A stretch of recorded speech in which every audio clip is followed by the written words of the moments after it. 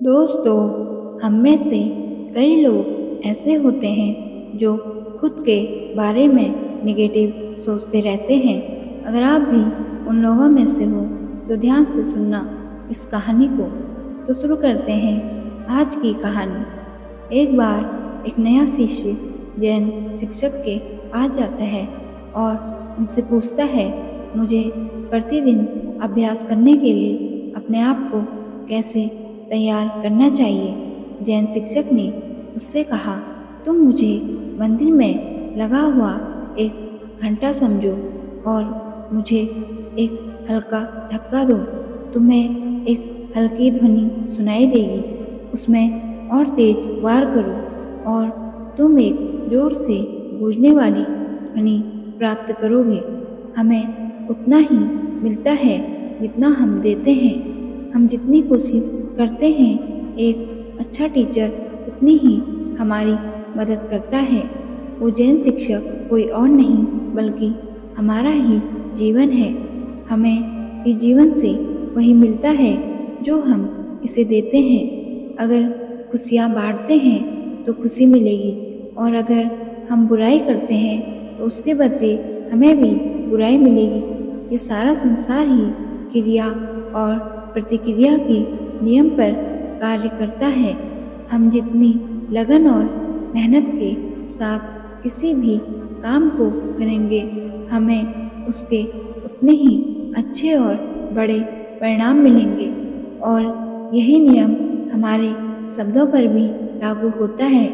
ये संसार हमें सब कुछ वापस कर देता है।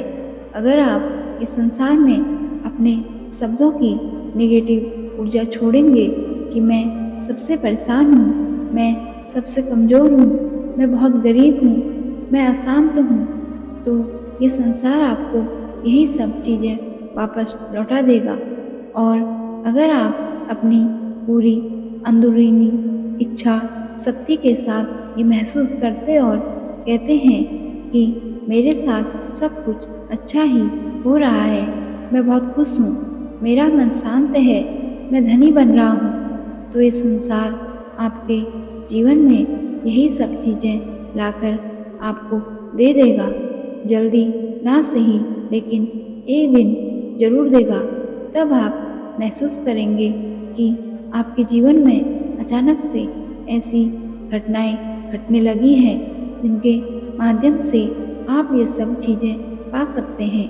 इसलिए आप अपने आप के बारे में कैसे शब्दों को इस्तेमाल करते हैं, इस बात का ध्यान रखें। जब आप दूसरों के साथ होते हैं तो अपने आप के बारे में क्या कहते हैं, और जब आप एकांत में होते हैं तो अपने आप के बारे में क्या सोचते हैं, और अपने आप के लिए कैसे शब्दों का इस्तेमाल करते हैं। इस बात का ध्यान रखना सबसे ज़्यादा ज़रूरी है, क्योंकि शब्दों की ऊर्जा में बहुत ज़्यादा ताकत होती है, और हम अनजाने में ही पूरे दिन अपने आप के बारे में नेगेटिव शब्द का इस्तेमाल करते रहते हैं, और न चाहते हुए भी खुद की ज़िंदगी में नेगेटिव ऊर्जा को आकर्षित कर लेते हैं। शब्दों की ताकत का अंदाज़ा आप इस बात से लगा सकते हैं कि संगीत,